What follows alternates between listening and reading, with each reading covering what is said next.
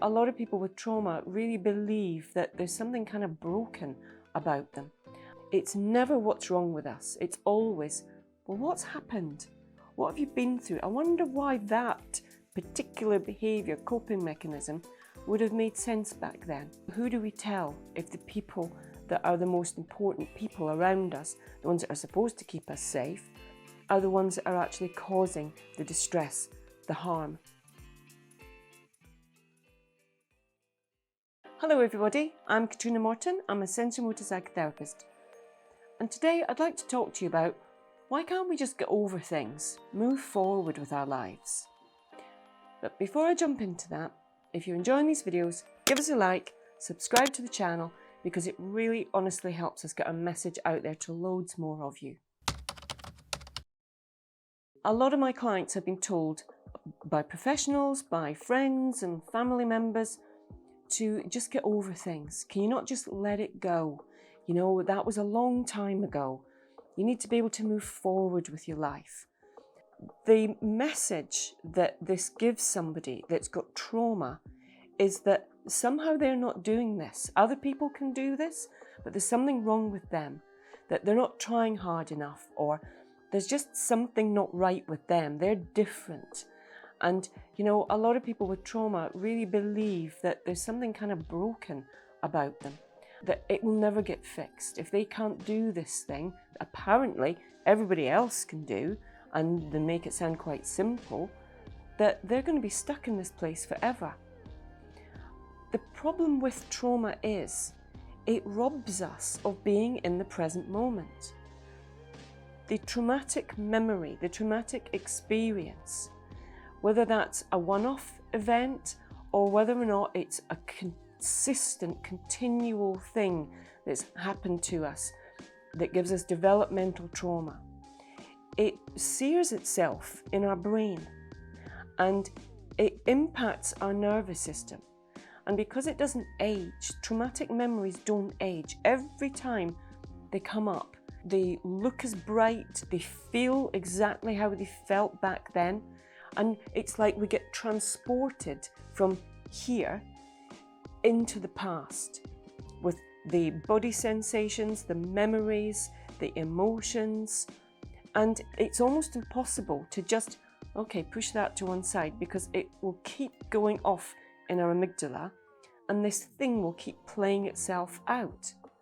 And there isn't a mechanism to just let it go, you know, puff it into a balloon and let it go.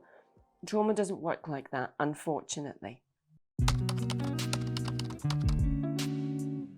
I just wanted to mention something that comes up a lot, that when I tell people what I do, and I say, you know, I work with people with PTSD and trauma, they will often say, oh, do you work with veterans, the armed forces? And I always say, no, I've never worked with a veteran. And I think there's many different reasons for that. But some veterans that I have spoken to, not really as a kind of therapist client, but just kind of talking about their experiences, it's been very enlightening.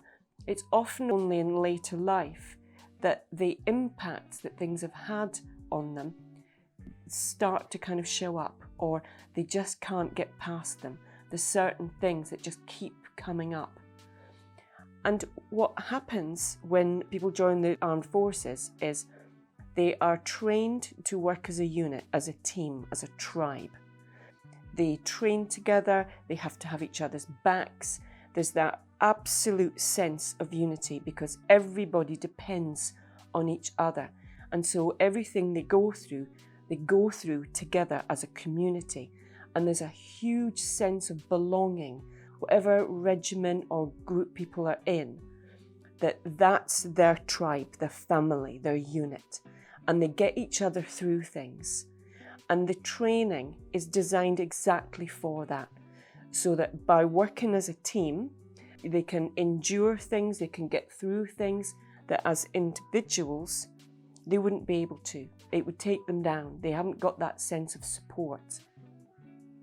And as long as that's in place and that's intact, then they can go through and endure an awful lot of very horrific stuff. I'm not saying that veterans don't get extremely traumatised. They do. And I don't think there's enough support and resources out there for them. But often it's when a close team member, friend gets killed. Those are the things that have a massive impact, understandably. But if they can work together as a team, they'll get each other through an awful lot of stuff. The after effects, the things that have seared themselves in their amygdala, they will show up, but often only after they've left. So they haven't got that sense of team and support around them. It's often when they go out into civilian life that they feel way more on their own without the backup of everybody, that this stuff starts to really show up. When we're brought up in a family, if that family has been the cause of us not feeling safe, or the cause of our traumatic wounding that's caused us trauma, developmental trauma, then we've not grown up with that sense of safety. And if it's within the family, then who do we tell? We keep these things secret. It's very difficult for people who have trauma, whether that's children in these difficult families, or whether it's people in domestic violence, if we're a victim of some kind of assault. You know, why didn't you speak up? There's a whole number of reasons why not. And so we internalize these experiences. We learn how to minimize the impact that they're having, hide, wear a mask, not let it show on the outside. Well, the only place it can go is internally. So we internalize these things. And often for any kind of victim of any sort of assault, or children when they're growing up in those households, the other thing that makes it really difficult is they believe that it's something that they've done. It was something about them, something that's wrong with them, something that wasn't quite right, that if they could have fixed that, or if they weren't such terrible people, these things wouldn't be happening. And that sense of shame and guilt, you know, let alone are we going to be believed? Because a lot of the people I work with, the family unit on the outside world looked amazing. It looked like the most functional family, you know, often very high functioning, very successful, appears to do things as a unit. And, you know, from the outside, it looked absolutely brilliant. Behind closed doors, a completely different story. Who's going to believe these children, these teenagers? Because the thing that everybody else is seeing looks amazing. And so it's really difficult, one, to kind of marry up the internal world and the external world. And who do we tell if the people that are the most important people around us, the ones that are supposed to keep us safe, are the ones that are actually causing the distress, the harm? We don't really have much choice but to keep it to ourselves. And even if we told someone, what would happen? I get people coming to see me that have kept these things for years, for like 10, 20, 30 years, that they've never been able to speak about them. They've never really been able to look at them, because we have mechanisms, coping mechanisms, and ways that we do things that help us be able to manage and to function in this very dysfunctional life that we have. And one of those is to minimize it, to shut down the effect, to disconnect from ourselves, from our feelings, from our emotions, and to just minimize everything. And our head can quickly go, oh, it wasn't really that bad, was it? You know, other people have it much, much worse. And we go into this kind of hierarchy of, well, you know, these things are way more terrible. Mine was just minimize, minimize, minimize. And it's often when we start looking at what that was like being a little person, experiencing and viewing the world, that people are able to see actually it was really scary, it was really terrifying, it was very negative, it was very demeaning. And when we can look through the eyes of our little child parts, it often becomes a little bit more kind of, oh my God, yeah, no wonder I do this and no wonder it's impacted me like this. It's never what's wrong with us. It's always, well, what's happened? What have you been through? I wonder why that particular behaviour, coping mechanism would have made sense back then. And unfortunately, those things don't just undo. So we can't just get over them. We can't just move away from them because they follow us. And when these things get triggered, then we're transported back to those places and maybe back to that age that we were when these fearful things happened. So it's not really our adult self that's experiencing this. It's a much younger, scared, more defenseless part of us. And that's how we're viewing the world at the moment. We have to be able to recognize what's happening, know what's happening in the body, be aware of what our internal experience is, and that gives us a clue as to what's needed, what helps us connect with the outside world. Because the outside world here is perfectly okay, there's nothing terrible happening in it. But we've got to be able to connect with these parts to be able to take that in this moment. So we're not just scanning for danger, we're actually looking at something. Our senses can be amazingly useful because if we say have an orange or a lemon, we can see it's that colour, we can feel it, and then we can smell it and we can taste it. And being able to have that sensory experience that matches what we know of the smell, what we know of the taste. These things can be incredibly useful. Essential oils, fantastic, because they give that kind of bang of sensory present moment experience. So in order to be able to let go of things, a lot of these things need to be processed.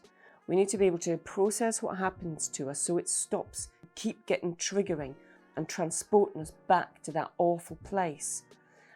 We need to be able to learn how to regulate our nervous system when it is triggered, when it is firing off. What helps bring it down? What things can we do with our breath to bring our parasympathetic back down so that we get that sense of grounding and solidity? If we feel like we're just kind of losing all sense of ourselves, does it help to get down on the floor and feel the hard, solid floor? Does it help to lie on the floor with your legs up the wall, to have that sense of a solid thing, you know, underneath your body and things that you can push against that aren't going to give? Whatever it is that helps us be able to do that, we've got to be able to recognize what's actually happening in here, first of all, so that when we're doing things, we can go, oh yeah, that helps. You know, if our breath's gone really, really, really shallow and all we're doing is trying to suck in more air, what is it that helps us just have that exhale out? That's a really good sign that things are coming down, that our parasympathetic is maybe kicking back in. To be able to have more in the present moment, you know, is it music? Is it feeling a rhythm of things? Whatever it is that helps bring us back to the present moment where things are safe. Can we feel textures? Can we touch things? We're working on bringing the present much more into focus and the past, knowing that this is from the past and it needs to be able to fade. Sometimes those things need to be processed with things like EMDR or bringing up a piece of it, being able to have a new present moment experience, create a new neural pathway. However it is you're working with your therapist to help process those past events, all of them will really help being able to be in the present.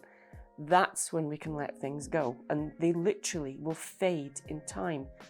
If they keep burning bright and flashing, that's almost impossible. We can't just go, okay, I'm not going to let that bother me anymore, because poof, your nervous system's gone.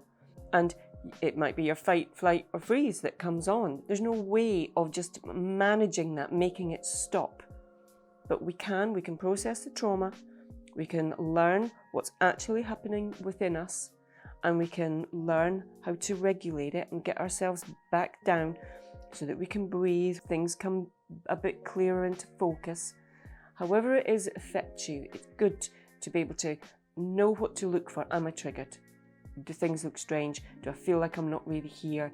Do I have any sense of my body? How am I breathing? Does it feel like I've got legs?